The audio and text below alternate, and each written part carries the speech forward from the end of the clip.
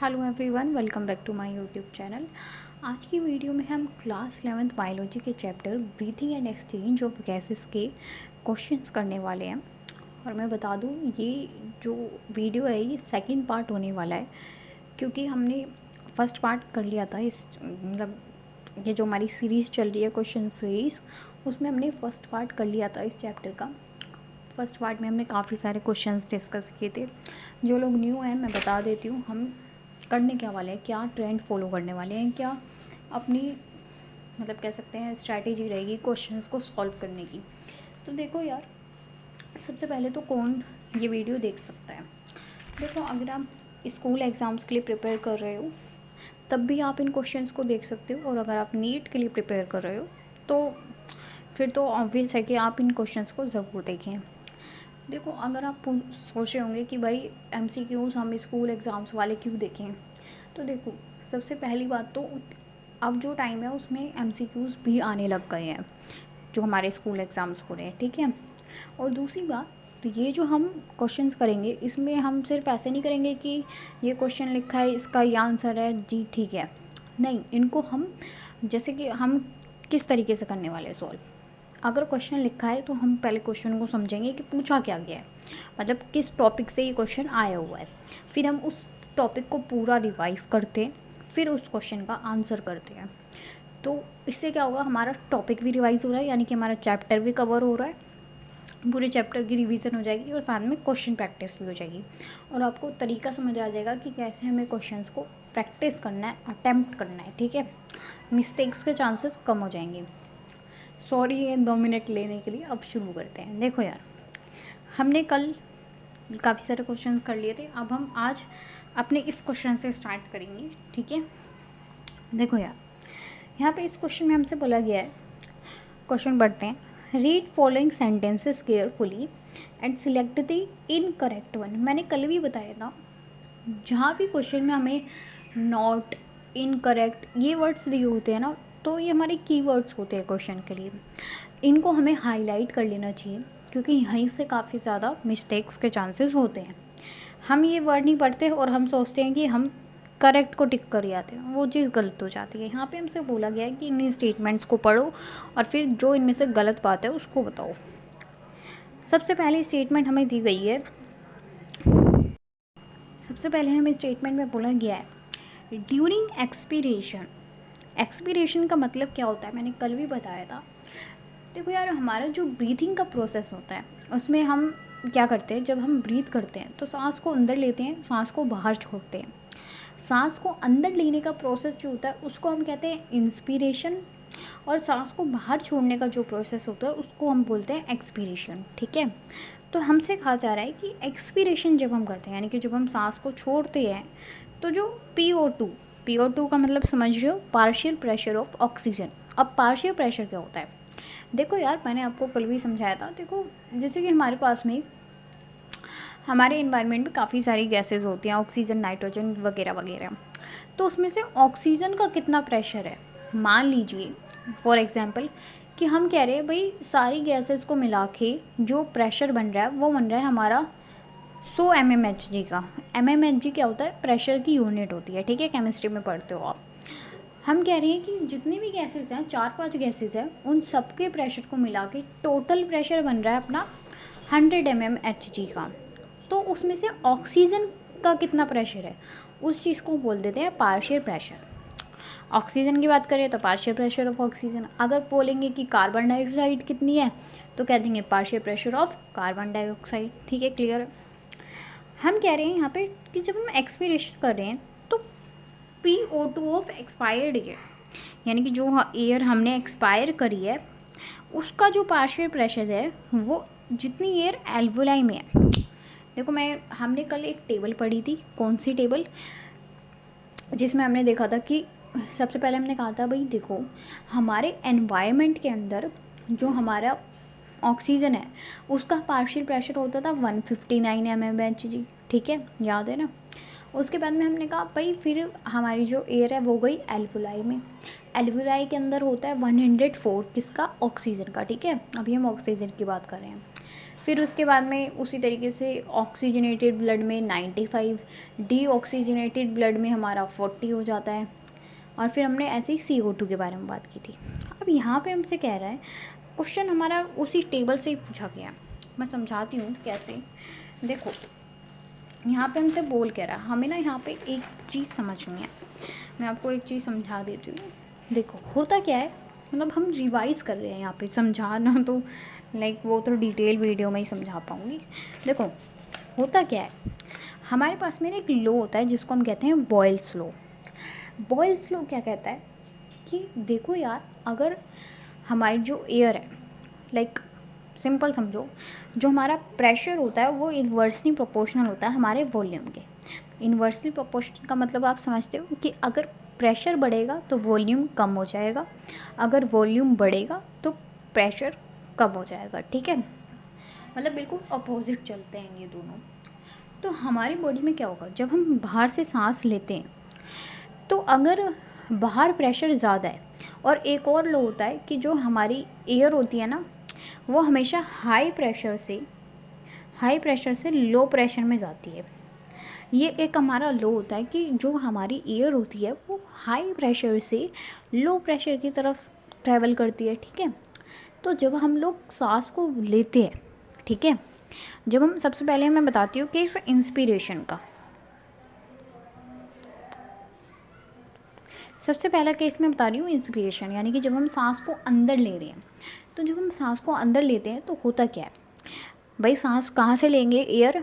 जब हम सांस अंदर लेते हैं तो क्या करते हैं, हम O2 को इनहेल करते हैं, इतना तो पता है। तो क्या होता है, ये हमारी बॉडी, मान लीजिए ये हमारी बॉडी है, ये हमारा एनवायरनमेंट है।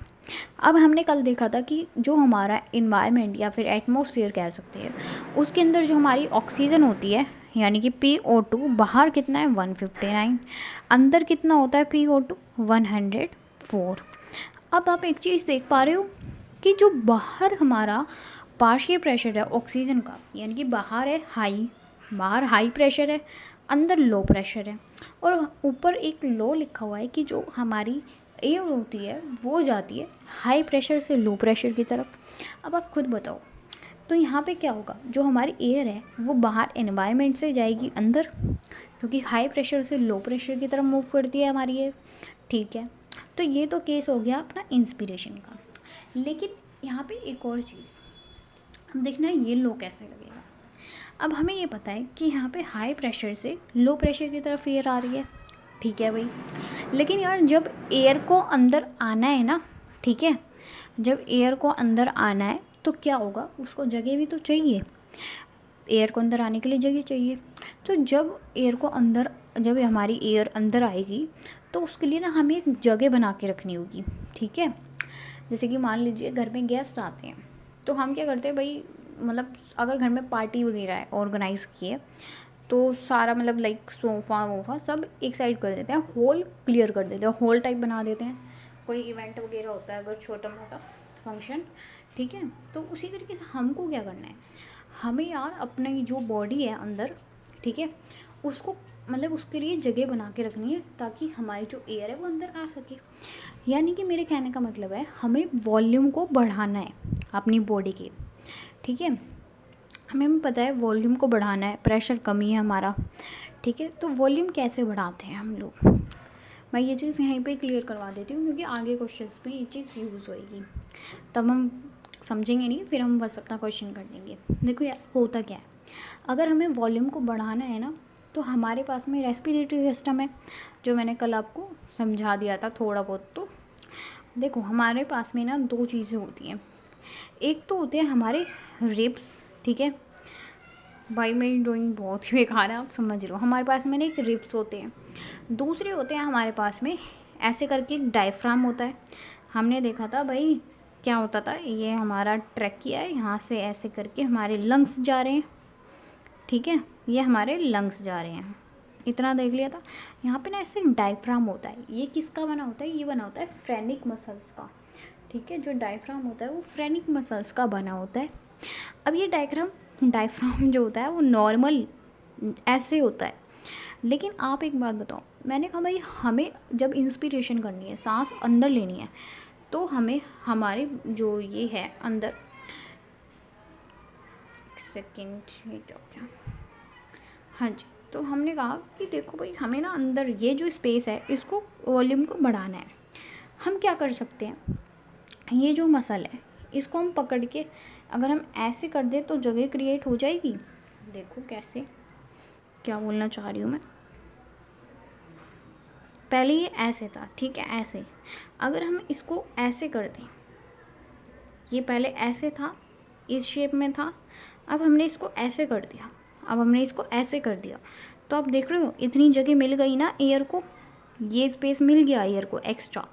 तो हमें यही तो करना था, जब हमें इंस्पिरेशन करनी है, सांस जब अंदर लेनी है तो हमें अंदर का वॉल्यूम बढ़ाना है। वो वॉल्यूम बढ़ गया, और ये जो पहले हमारा डोम शेप में था अब ये हो गया फ्लैट शेप। इसको ही कोई हम बोलते हैं, इंस्पिरेशन के टाइम पे हमारे डायफ्राम की कॉन्ट्रैक्शन होती है, ठीक है, डायफ्राम कॉन्ट्रैक्ट करता है और डोम शेप से फ्लैट शेप में आ जाता है। इतना पॉइंट क्लियर है। अगर आप ये चीज़ समझ रहे हो तो यार बहुत अच्छी बात है, क्योंकि लाइक अगर आप इन क्वेश्चंस वाली सीरीज़ को भी फॉलो करोगे ना तो लाइक मैं ऑलमोस्ट पूरा चैप्टर ही आपको क्लियर करवा दूँगी, क्योंकि मैं हर क्वेश्चन के साथ में आपको टॉपिक क्लियर करवा रही हूँ यार, ठीक है। ऐसी वीडियो आपको मिलेगी नहीं कहीं पे। सब लोग मुश्किल से 10 क्वेश्चन करवा देते हैं, 15 क्वेश्चन करवा देते हैं, और उसमें भी वो टॉपिक नहीं समझाते। देख लेना आप किसी भी बड़े इंस्टीट्यूट की वीडियो, बड़े ऑर्गेनाइजेशन की, ऐसे कोई नहीं करवाएगा। और मैं सारे क्वेश्चंस करवाने वाली हूँ, बस आप मेरे को रिस्पॉन्स देते रहा करो, वो चीज़ मेरे लिए सबसे बेस्ट होती है, क्योंकि रिस्पॉन्स आएगा तभी समझ आएगा कि हम सही कर रहे हैं या नहीं कर रहे, और मतलब लोगों को इस चीज़ की नीड भी है या नहीं, ठीक है ना। तो हमने कहा पहली चीज़ तो ये हो गई कि कॉन्ट्रैक्शन ऑफ डायफ्राम। अब मैंने कहा भाई डायफ्राम के साथ में रिब्स भी होते हैं, ऐसे करके ना यहाँ पे रिब्स होते हैं ऐसे, ठीक है, ऐसे करके हमारे पास में रिब्स भी होते हैं, समझ में आ गया। अब कह रहे हैं भाई अब ये रिब्स क्या कर सकते हैं, हमारे पास में ना रिब्स के बाहर देखो, ये हमारे रिब्स हैं, रिब्स के बाहर ना कुछ मसल्स होते हैं, उन मसल्स को हम बोलते हैं एक्सटर्नल इंटरकोस्टल मसल। ध्यान से सुनना, मैंने क्या कहा, मेरे वर्ड्स पे ध्यान दो। हमने कहा रिब्स के बीच में मसल्स होते हैं, दो तरह के मसल्स होते हैं रिब्स के बीच में। जो बाहर की साइड होते हैं उनको हम बोलते हैं एक्सटर्नल इंटरकोस्टल मसल्स, और जो अंदर की तरफ होते हैं उनको बोलते हैं इंटरनल इंटरकोस्टल मसल। इसमें कोई प्रॉब्लम वाली बात नहीं है। मैंने कहा भाई हमारे रिब्स के बीच में मसल्स होते हैं, बाहर जो होते हैं उनको एक्सटर्नल इंटरकोस्टल मसल्स बोलते हैं, और जो अंदर होते हैं उनको हम इंटरनल इंटरकोस्टल मसल्स बोलते हैं। हम कह रहे हैं इंस्पिरेशन के टाइम पे दो चीज़ें होंगी, पहला तो हमारा डायफ्राम कॉन्ट्रैक्ट करेगा, दूसरा हमारे जो एक्सटर्नल इंटरकोस्टल मसल्स हैं वो भी कॉन्ट्रैक्ट करते हैं, ठीक है, समझ में आ गया। ये तो था इंस्पिरेशन वाला केस। अब एक्सपीरेशन के बारे में देखते हैं। एक्सपीरेशन के टाइम पे उल्टा हो जाता है, अभी यहाँ पे डायफ्राम को कॉन्ट्रैक्ट करा था, अब एक्सपीरेशन के टाइम पे हमें क्या करना है, जब हमें एक्सपायर करना है, हम चाहते हैं कि भाई अंदर जो हमारी एयर हो जाए उसका। अब एक्सपीरेशन कैसे होएगी, मतलब हमें एयर को बॉडी, ये हमारी बॉडी है, ये एनवायरनमेंट है, हम चाहते हैं एयर यहाँ से बाहर चली जाए, और हमें पता है एयर यहाँ से बाहर कब जाएगी, जब हम अंदर प्रेशर को हाई करेंगे, और बाहर प्रेशर को, बाहर तो जो है वो ही रहेगा। हमें क्या करना है, हमें अंदर बॉडी के प्रेशर को, जो हमारा अंदर बॉडी के अंदर प्रेशर है उसको हमें हाई कर देना है। फिर हमारी जो गैस होती है वो हाई प्रेशर से लो प्रेशर में जाती है, ये तो लो है। हम क्या चाहते हैं, हम चाहते हैं कि अंदर जो बॉडी है उसका प्रेशर हाई हो जाए। अब हमें ये भी बताएं भाई प्रेशर को हम कैसे हाई कर सकते हैं, अगर हम वॉल्यूम को कम कर दें, ये देखो लो, देखो अगर वॉल्यूम कम हो जाएगा तो प्रेशर हाई हो जाएगा, यही तो हम चाहते हैं। तो हम क्या करेंगे कि वॉल्यूम कम कर देंगे। अब वॉल्यूम कम कैसे करेंगे, यहाँ पे हमने क्या किया था, इसको कॉन्ट्रैक्ट किया, इसको हमने यहाँ पे लिया है कॉन्ट्रैक्ट करके, तो वॉल्यूम बढ़ गया। अगर हम इसको ऐसे ही छोड़ देंगे तो ये वापस इसी शेप में आ जाएगा, मतलब रिलैक्स कर देंगे इसको तो वॉल्यूम कम हो जाएगा। तो एक्सपीरेशन के टाइम पे क्या होगा कि हमारे जो डायफ्राम है उसकी रिलैक्सेशन हो जाएगी, साथ ही में जो हमारे एक्सटर्नल इंटरकोस्टल मसल्स थे अब वो भी रिलैक्स हो जाएंगे, ठीक है। तो ये चीज़ होती है। एक्सपीरेशन इंस्पिरेशन समझ में आ गया? ठीक है, क्वेश्चन पे आते हैं। देखो यार, यहाँ पे हमसे क्या बोला गया है, यहाँ पे हमसे कहा गया है ड्यूरिंग एक्सपीरेशन, एक्सपीरेशन के टाइम पे PO2 of expired air is more than alveolar air. हमसे बोला जा रहा है जो हमने एयर बाहर मतलब एक्सपायर्ड एयर है उसका जो प्रेशर है वो ज़्यादा होगा हमारे एल्वेलर एयर से, but less than the atmospheric air. यही तो होता है। देखो, हमसे बोला जा रहा है जो हम एयर को एक्सपायर कर रहे हैं ना उसका प्रेशर ज़्यादा होगा किससे, एटमॉस्फेयर के प्रेशर से। तभी तो ऐसा होगा, तभी तो यहाँ पे हमसे सिंपली बोला जा रहा है कि जो हमारी बॉडी के अंदर एयर है उसका प्रेशर ज़्यादा होता है, उसका प्रेशर ज़्यादा है इन कंपैरिजन टू एटमॉस्फेयर का प्रेशर कम है। हमसे ये बोले जा रहा है, तो ये बात ठीक ही तो है, तभी तो एक्सपीरेशन होएगी ना, हाई प्रेशर से लो प्रेशर में जाती है, तो ये बात ठीक है। लेकिन इसको भावनाओं में बहते हुए हमें इसे टिक नहीं करना है क्योंकि हमसे गलत पूछ रहा है। नेक्स्ट स्टेटमेंट पढ़ते हैं। नेक्स्ट में बोला गया है ड्यूरिंग एक्सपीरेशन, वही एक्सपीरेशन के टाइम पे पार्शियल प्रेशर ऑफ PCO2 मतलब कि कार्बन डाइऑक्साइड का जो प्रेशर है is less than PCO2 of alveolar air and more than CO2 of atmospheric air. हाँ, ये बात भी बिल्कुल ठीक है। यहाँ पे कार्बन डाइऑक्साइड के बारे में बात की गई है कि जो हम यहाँ पे मैं कार्बन डाइऑक्साइड के लिए बोला गया है कि जो हमारा PCO2 है वो किससे कम है, एल्वेलर एयर से, लेकिन जो हमारी एटमॉस्फेयर में एयर है उससे ज़्यादा है। ठीक है, तो ये बात भी सही है क्योंकि हमें पता है जब हम एक्सपीरेशन करते हैं तो कार्बन डाइऑक्साइड को बाहर छोड़ते हैं। ठीक है, ये ऊपर वाला जो केस है वो इस स्टेटमेंट का है और ये स्टेटमेंट भी हमारी सही है। फिर उसके बाद में नेक्स्ट बोला गया sum of partial pressure of all gases at sea level is इतना। यहाँ पे बेसिकली हमें एटमॉस्फेरिक प्रेशर दिया हुआ है। तो हमसे बोला जा रहा है यार जो हमारा एटमॉस्फेरिक प्रेशर होता है वो 760 mmHg होता है सभी गैसेस का मिला के, तो ये बात ठीक है। तो ये भी इसका सही आंसर नहीं होगा क्योंकि हमें इनकरेक्ट बताना है। नेक्स्ट बोला गया है partial pressure of O2 and CO2 in the systemic vein is same as that in pulmonary vein. यहाँ पे हमसे बोला जा रहा है कि जो हमारा ऑक्सीजन और कार्बन डाइऑक्साइड का पार्शियल प्रेशर होता है वो सिस्टमिक वीन और पल्मोनरी वीन में सेम होता है। अब इसके लिए हमें पता होना चाहिए कि सिस्टमिक वीन क्या होती है और पल्मोनरी वीन क्या होती है। देखो यार, मैं आपको एक चीज़ समझा दूँ, पल्मोनरी वर्ड जो होता है वो लंग्स के लिए यूज़ होता है, हमेशा लंग्स से रिलेटेड कुछ ना कुछ होता है तब पल्मोनरी वर्ड यूज़ होता है। और वीन्स के बारे में हमें एक बात पता है, जो वीन्स होती हैं वो हमारे हार्ट के पास में आती हैं। ठीक है, बॉडी से ब्लड लेके हमारे हार्ट के पास में आती है। ठीक है, अब हमें पता है सिस्टमिक वीन क्या होती है। सिस्टमिक वीन होती है कि मतलब जो हमारी बॉडी के टिश्यूज़ हैं वहाँ से हमारी जो डीऑक्सीजनेटेड ब्लड है, टिश्यूज़ में हमेशा डीऑक्सीजनेटेड ब्लड होता है। तो सिस्टमिक वीन क्या करती है, सिस्टमिक वीन हमारे टिश्यू से डीऑक्सीजनेटेड ब्लड लेके हमारे हार्ट के पास में जाती है। ठीक है, और हमने कल जब वो टेबल पढ़ी थी तो हमने पढ़ा था कि जो डीऑक्सीजनेटेड ब्लड होता है उसके अंदर ऑक्सीजन का जो पार्शियल प्रेशर होता है वो होता है अपना 40। ठीक है, ठीक है, देखो हमने कल पढ़ा था कि उस टेबल में डीऑक्सीजनेटेड ब्लड के अंदर ऑक्सीजन का पार्शियल प्रेशर होता है 40। ठीक है, और कार्बन डाइऑक्साइड का होता है 45। इतना समझ में आ गया?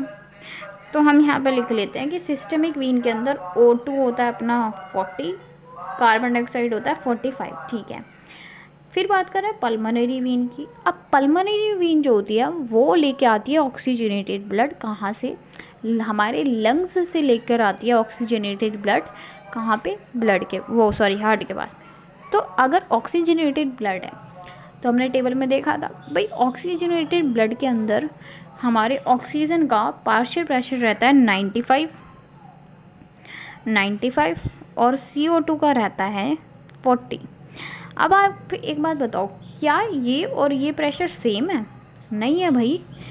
और हमसे इस स्टेटमेंट में बोला जा रहा है कि सिस्टमिक वीन में और इसमें प्रेशर सेम रहता है, तो ये बात गलत नहीं हो गई? और हमसे गलती पूछा था तो इसलिए इसका आंसर ये हो जाएगा। अब ये मत सोचना इस क्वेश्चन के लिए, एक क्वेश्चन के लिए इतना टाइम लगा दिया। भाई देखो, आपका टॉपिक रिवाइज हो रहा है, समझ रहे हो आप इस चीज़ को। और अगर आपको फास्ट देखना है ना कि हमें बस आंसर चाहिए, तो उसके लिए मैंने शॉर्ट्स डाली हुई हैं, आप उसको प्रेफर कर लो। भाई देखो, ऑडियंस जो है वो सारी ऑडियंस एक जैसी नहीं है, किसी को समझना भी होता है और किसी को यार आता होता है। तो जिनको आता है वो शॉर्ट्स देख लो, उनके लिए शॉर्ट्स डाली हुई हैं, उनमें मैंने एक एक क्वेश्चन कराया हुआ है, उसका आंसर बताया हुआ है, थोड़ा सा जितना बनता है उतना एक्सप्लेन किया हुआ है, तो आप उनको देख लीजिए, ठीक है।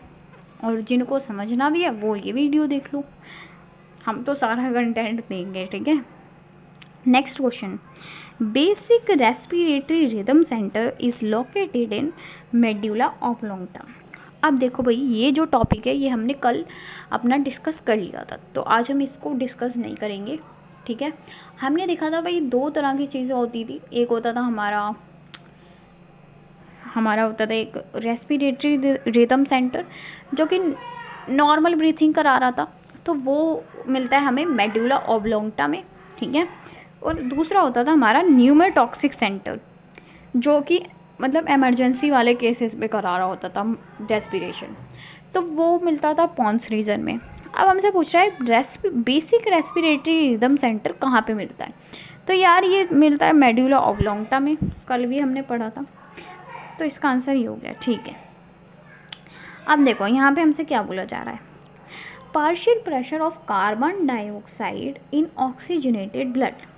देखो अभी जो टॉपिक समझाया ये वहीं से ही क्वेश्चन आया हुआ, और ये चीज़ हमने कल पढ़ी हुई है अच्छे से, तो समझ रहे हो। टॉपिक एक बार जब हम रिवाइज कर लेते हैं तो फिर क्वेश्चंस फटाफट हो जाते हैं।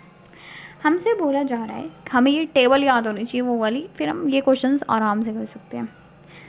हमसे कहा जा रहा है कि ऑक्सीजनेटेड ब्लड के अंदर जितनी कार्बन डाइऑक्साइड होती है, और फिर हमें इनसे मैच करना है कि किसके बराबर। सबसे पहले आपको पता होना चाहिए कि देखो, ऑक्सीजनेटेड ब्लड के अंदर हमारी कार्बन डाइऑक्साइड का पार्शियल प्रेशर होता है 40, ठीक है। अब हमें इनमें से देख लेना है कि किसका 40 होता है, फिर आंसर वो हो जाएगा equal to PCO2 in tissue. हमसे कहा जा रहा है टिश्यूज़ के अंदर कितना होता है कार्बन डाइऑक्साइड, बताओ। देखो मैंने अभी बताया टिश्यूज़ के अंदर हमें डीऑक्सीजनेटेड ब्लड मिलता है, और डीऑक्सीजनेटेड ब्लड के अंदर जो कार्बन डाइऑक्साइड होती है उसका पार्शियल प्रेशर होता है 45। तो ये तो आंसर नहीं है, क्योंकि हमें तो 40 चाहिए, वो आंसर होगा।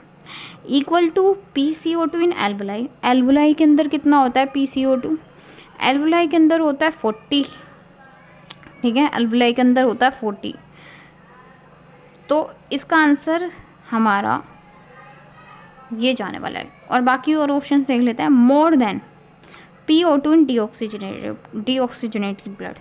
हमसे कहा जा रहा है कि डीऑक्सीजनेटेड ब्लड के अंदर जितनी ऑक्सीजन होती है उससे ज़्यादा, अब आपको पता है डीऑक्सीजनेटेड ब्लड के अंदर ऑक्सीजन का पार्शियल प्रेशर होता है 40, ठीक है। जो हमारी डीऑक्सीजनेटेड ब्लड होता है उसके अंदर ऑक्सीजन का पार्शियल प्रेशर होता है 40। लेकिन अगर यहाँ पे सिर्फ ये दिया होता ना PO2 इन डीऑक्सीजनेटेड ब्लड, तो हमारा आंसर ये हो जाता है। लेकिन आगे एक वर्ड लिखा हुआ है मोर, इसलिए मैं बोलती हूँ इन छोटे छोटे वर्ड्स को आपको मतलब माइंड में रखना सीखना है। यही मेरा मोटिव है ऐसी वीडियोस बनाने का, ताकि जहाँ पे आप गलती कर रहे हो उस चीज़ को सुधारना है, ठीक है। और अगर ऐसी मेरी वीडियोस को फॉलो करोगे तो आप उन छोटी छोटी सिली मिस्टेक्स को अवॉइड कर पाओगे। तो ये इसका आंसर ये नहीं होगा। फिर बोला जा रहा है लेस देन PCO2 इन एटमॉस्फेरिक एयर। अब आपको पता होना चाहिए कि जो हमारी एटमॉस्फेरिक एयर होती है, हमारी जो एटमॉस्फेयर में एयर है उसमें CO2 का पार्शियल प्रेशर होता है कितना, 0.3। और हमसे बोला जा रहा है कि इससे भी कम, जितना एटमॉस्फेरिक एयर में है उससे भी कम, तो ऐसा थोड़ी ना होता है। तो इसका आंसर हमारा ये जाएगा कि किसके इक्वल है, हमें यही बताना था कि इनमें से किसके साथ मैच कर रहा है अपना आंसर। तो हमें 40 चाहिए था, 40 तो बस इसमें बता रखा है, तो इसलिए इसका आंसर ये होगा, ठीक है। चलो भाई नेक्स्ट क्वेश्चन देखते हैं। नेक्स्ट क्वेश्चन पे हमसे बोला गया है total volume of air expired by a person forcefully. ऐसे वर्ड्स को हाईलाइट करना सीख लो। Total volume of air expired by a person forcefully after normal inspiration is known as। यार देखो, ये जो टॉपिक है ये भी हमने कल डिस्कस कर लिया था। कौन सा क्वेश्चन है ये, कहाँ से आया हुआ? पल्मोनरी वॉल्यूम से। याद करो, हमने पढ़ा था कि भाई देखो कैसे कैसे कैपेसिटीज़ हो रही थी। एक हो रहा था हमारे पास में टाइडल वॉल्यूम, यानी जब हम नॉर्मल इंस्पिरेशन और एक्सपिरेशन कर रहे थे। फिर एक होता था हमारे पास में जब हम बहुत जान लगा के सांस को अंदर लेते थे, इंस्पिरेटरी रिजर्व वॉल्यूम। और एक होता था जब हम बहुत जान लगा के एयर को बाहर फेंकते थे, एक्सपिरेटरी रिजर्व वॉल्यूम। ठीक है, और एक होता था जो हमारी बॉडी में हमेशा रहता है, जिसको हम बोलते हैं रेजिडुअल वॉल्यूम। ठीक है, बाकी ज़्यादा डिटेल में हमने कल डिस्कस किया था।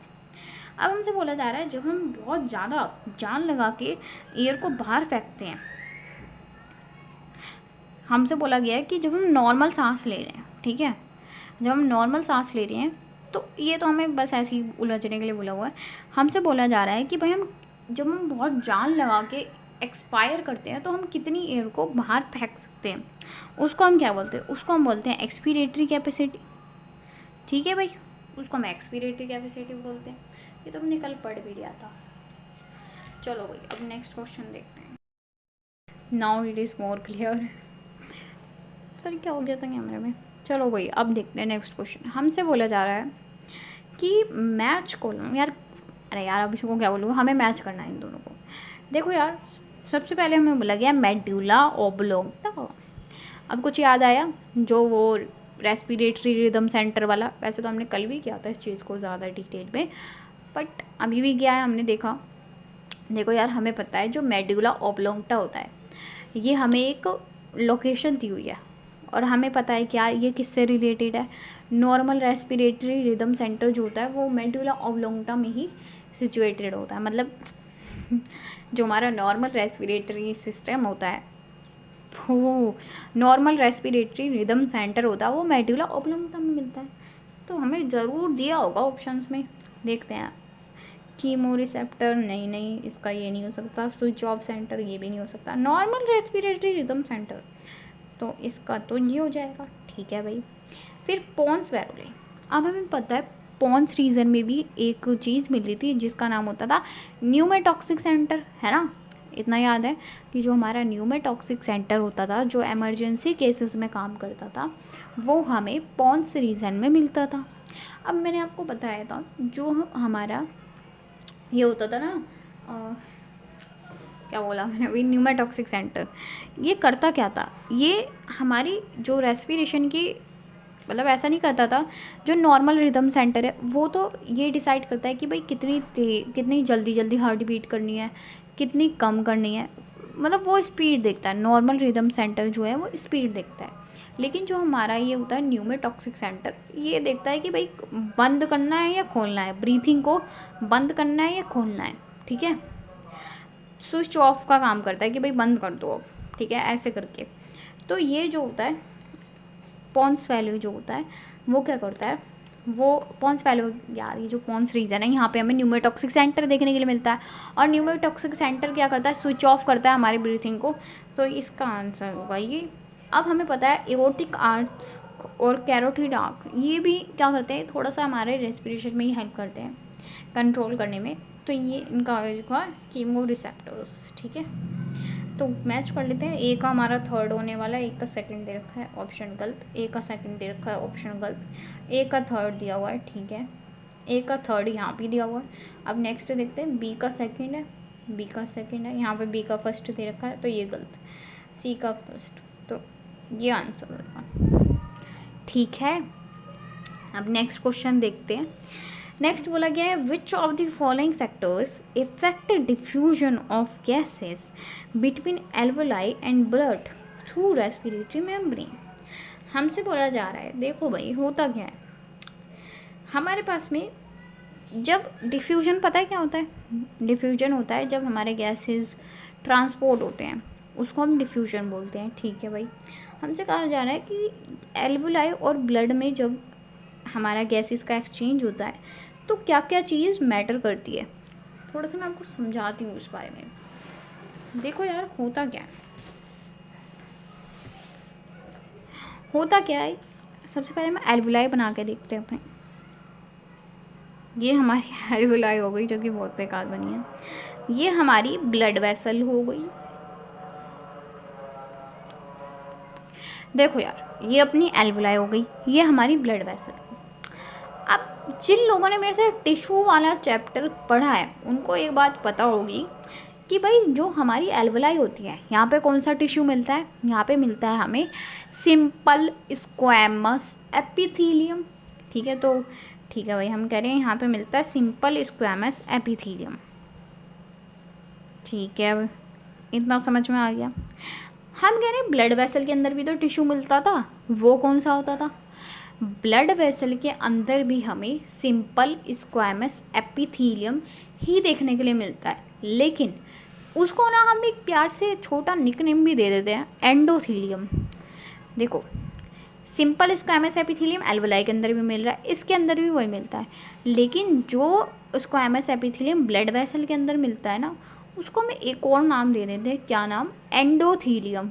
ठीक है, तो ये हो गया अपना एंडोथीलियम।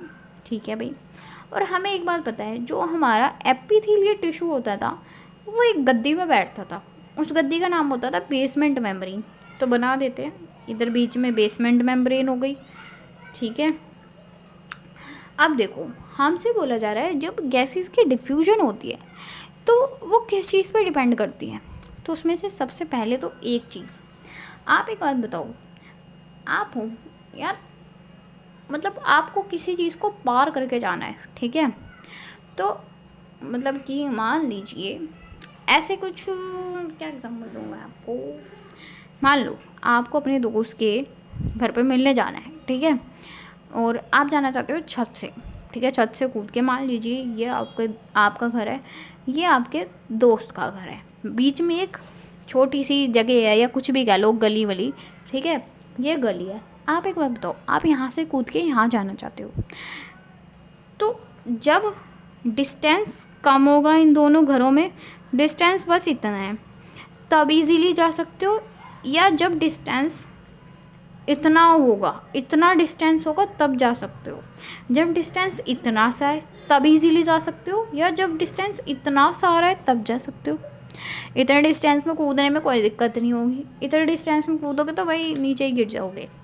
तो मैं क्या समझाना चाह रही हूँ कि भाई जितना इनके बीच में डिस्टेंस कम है, जितनी जितनी पतली गली होगी उतने इजीली आप मूवमेंट कर सकते हो। अब हमें करानी है भाई गैसेस की मूवमेंट, और इनके बीच में क्या है, हमें गैस को ना यहाँ से एल्वुलाई से यहाँ पे लेके आना है ब्लड वेसल के अंदर, या फिर ब्लड वेसल से यहाँ लेके जाना होगा, मतलब सिंपली एल्वुलाई से हमें यहाँ पे लेके आना है। तो हमें क्या चाहिए कि भाई ये जो इनकी बीच की मेम्ब्रेन है, या डिफ्यूजन कैसे करेगा वो, ये जो गली है वो यहाँ पे गली कौन है, ये वाली मेम्ब्रेन है, ये वाली मेम्ब्रेन है बेसमेंट मेम्ब्रेन, और ये वाली मेम्ब्रेन है, ये 3 मेम्ब्रेन है। इनको हम एक और नाम से जानते हैं, रेस्पिरेटरी मेम्ब्रेन। ठीक है, क्योंकि ये रेस्पिरेशन में हेल्प कर रही है, तो इन तीनों को हम मिला के रेस्पिरेटरी मेम्ब्रेन्स बोलते हैं। ठीक है, अब हमसे क्या बोला जा रहा है, हमसे कहा जा रहा है कि भाई बताओ, हम कौन कौन सी चीज़ें हैं जो रेस्पिरेशन को या फिर डिफ्यूजन को इफ़ेक्ट करेंगी। तो भाई देखो, जितनी पतली ये मेम्ब्रेन्स होंगी ना, या कह सकते हैं जितनी पतली हमारी रेस्पिरेटरी मेम्ब्रेन होगी उतनी ईजीली डिफ्यूजन हो जाती है। ये पॉइंट क्लियर है? इतनी कहानी क्यों बताई? समझाने के लिए कि भाई देखो क्या होता है, जितनी पतली हमारी रेस्पिरेटरी मेम्ब्रेन होती है उतने ही इजीली हमारे रेस्पिरेशन का प्रोसेस होता है या फिर डिफ्यूजन होती है। अब ऑप्शन देखते हैं, हमसे बोला जा रहा है कि भाई क्या चीज़ इफ़ेक्ट करती है हमारे डिफ्यूजन को। तो थिकनेस ऑफ रेस्पिरेटरी मेम्ब्रेन, हाँ भाई ये तो करती है। अगर ये पतली होगी रेस्पिरेटरी मेम्ब्रेन तो जल्दी हो जाएगा डिफ्यूजन, वहीं पे अगर यार ये बड़ी हुई तो फिर थोड़ा डिले होगा, तो ये इफ़ेक्ट करती है। वहीं पे partial pressure gradient of gases across diffusion membrane. हाँ, मैंने बताया नहीं कि भाई हाई प्रेशर से लो प्रेशर में जाती है, हमारी जो गैस होती है वो हाई प्रेशर से लो प्रेशर में जाती है, तो प्रेशर पे भी तो डिपेंड करती है ना, तो इसलिए ये भी होगा। फिर मैं कह रही हूँ सॉल्युबिलिटी ऑफ गैसेस। अब मैंने कल आपको समझाया था कि जो हमारी कार्बन डाइऑक्साइड होती है वो ऑक्सीजन के मुकाबले ज़्यादा सोल्यूबल होती है। ठीक है, जो हमारी, देखो मान लो हमारी जो ऑक्सीजन है वो किसी समझो आप, हमारी जो कार्बन डाइऑक्साइड होती है ना वो ज़्यादा सोल्यूबल होती है ऑक्सीजन के कंपैरिजन में। ठीक है। तो जो हमारी रेस्पिरेशन का प्रोसेस होता है वो सॉल्युबिलिटी, गैस की सॉल्युबिलिटी पे भी डिपेंड करता है, तो इसलिए ये भी होगा इसका आंसर। तो कहने का मतलब क्या है, ये तीनों ही सही हैं, ये तीनों ही किसको अफेक्ट करते हैं, हमारे रेस्पिरेशन के प्रोसेस को या फिर डिफ्यूजन को। तो आंसर होगा ABC इसमें दे रखा है, ठीक है। अब आप समझ रहे हो कि यार ये क्वेश्चन सिर्फ MCQs का मतलब ये नहीं है आप MCQs ही कर पाओगे, नहीं, आपने टॉपिक समझ लिया यहाँ पे, MCQs तो हो ही रहे हैं। अगर सब्जेक्टिव क्वेश्चंस भी करने की प्रैक्टिस करोगे तो वो भी हो जाएंगे। क्यों, आपसे यही क्वेश्चन ना पता है 3 नंबर में पूछ लेगा स्कूल एग्ज़ाम्स में कि भाई जो मैंने अभी समझाया है ना पूरा टॉपिक, कि रेस्पिरेटरी मेम्ब्रेन्स के बारे में समझाओ, या फिर एल्वुलाई और ब्लड वेसल के बीच में गैसेस का डिफ्यूजन समझाओ, एक्सप्लेन करो। तो यही क्वेश्चन 3 नंबर में भी आ सकता है, यही क्वेश्चन 5 नंबर में भी आता है। तो आपको कैसे लिखना होगा सब्जेक्टिव में, अगर आप पहली बात देखो, अगर आप चाहते हो ना मैं CBSE के लिए स्पेसिफिक वीडियोस लाऊँ, मतलब जिसमें मैं CBSE के पैटर्न से ही पढ़ाऊँ, लाइक सब्जेक्टिव क्वेश्चंस भी करवाऊँ, जो पिछले पेपरों में सब्जेक्टिव क्वेश्चंस आए हैं वो भी करवाऊँ, और MCQs भी करवाऊँ, तो आप मेरे को बता देना है, एक बार ही कमेंट करके बता देना बस, ठीक है, इसी वीडियो के नीचे या किसी भी रिसेंट वीडियो के नीचे। फिर मैं CBSE के लिए एक पर्टिकुलर सीरीज़ ले आऊँगी जिसके अंदर मैं सब कुछ प्रोवाइड कर दूँगी CBSE के लिए, और 100 आउट ऑफ 100 आ जाएंगे। और देख लेना यार फर्स्ट टर्म में लेके आ जाओगे आप। अब देखो मैं क्या कह रही हूँ, हम कह रहे हैं अगर यही क्वेश्चन सब्जेक्टिव में आएगा, पूछा जाएगा, तो कैसे पूछेंगे, पूछ लेंगे कि भाई बताओ, एक्सप्लेन करो इस चीज़ को, डिफ्यूजन वगैरह को। तो हम क्या करेंगे, सबसे पहले तो हम बताएंगे कि भाई डिफ्यूजन का प्रोसेस होता क्या है, फिर हम बताएंगे कि एल्वुलाई के अंदर ये मेम्ब्रेन मिलती है, ब्लड वेसल के अंदर ये मेम्ब्रेन मिलती है, इनके बीच में बेसमेंट मेम्ब्रेन मिलती है। भाई इंग्लिश में लिखना है, ठीक है, ऐसे भी तो मैं बता रही हूँ, ठीक है। फिर हम बताएंगे ये चीज़, फिर जो मैंने डायग्राम बनाया उसको आप अच्छे से बनाना, ठीक है। फिर हम उसके बाद में अपने ये और CBSE में पॉइंट्स में लिखोगे ना तो ज़्यादा नंबर मिलते हैं, मतलब यार ऐसा नहीं कि 5 नंबर का क्वेश्चन है 10 मिल जाएंगे, बट एक इम्प्रेशन पड़ता है, ठीक है। तो क्या होगा कि पहले आप ऐसे ही पॉइंट्स लिखना ये तीनों, और ये जो पॉइंट है जैसे कि ये थिकनेस ऑफ रेस्पिरेटरी मेम्ब्रेन, इसको ब्लैक कलर से लिखना, फिर इसको एक्सप्लेन करना। अगर 5 नंबर का क्वेश्चन है ना तो इसको थोड़ा सा एक्सप्लेन करना कि भाई अगर जो थिकनेस ज़्यादा होगी तो डिफ्यूजन मतलब थोड़ा सा डिफ्यूजन में डिले होगा, प्रॉब्लम आएगी। वहीं पे अगर मेम्ब्रेन जो होगी वो पतली होगी, ठीक है, थिन होगी, तो डिफ्यूजन इजीली हो जाएगा। उसी तरीके से इन पॉइंट्स को एक्सप्लेन करना। इस वाले पॉइंट में अपना वो लॉ डिफाइन करना, बॉयल्स लॉ, कि जो हमारा प्रेशर होता है वो इन्वर्सली प्रोपोर्शनल होता है वॉल्यूम के, ठीक है। इस वाले में हम सॉल्युबिलिटी के बारे में बता देंगे, जैसे कि कार्बन डाइऑक्साइड ज़्यादा सॉल्युबल होती है। तो जब आप ये लिखोगे ना सब कुछ, आपके मार्क्स कोई नहीं काटने वाला, ठीक है। तो आप मेरे को बता देना कि आपको क्या चाहिए क्या नहीं, किस टॉपिक पे वीडियो चाहिए नेक्स्ट, ये सीरीज़ कंटिन्यू रखनी है या नहीं, ये भी बता देना, वरना मैं यही चैप्टर करा के बस रुक जाऊँगी अगर नहीं चाहिए तो, ठीक है। क्योंकि अगर ज़रूरत नहीं है तो फिर फालतू में कंटेंट देने का फ़ायदा नहीं है। तो हाँ, if you like the video then please press the like button and also share the video with your friends, and yes, please subscribe my YouTube channel because it is the only way that I get motivated so that I can make more videos for you, ठीक है। And yes, thank you so much for watching my video.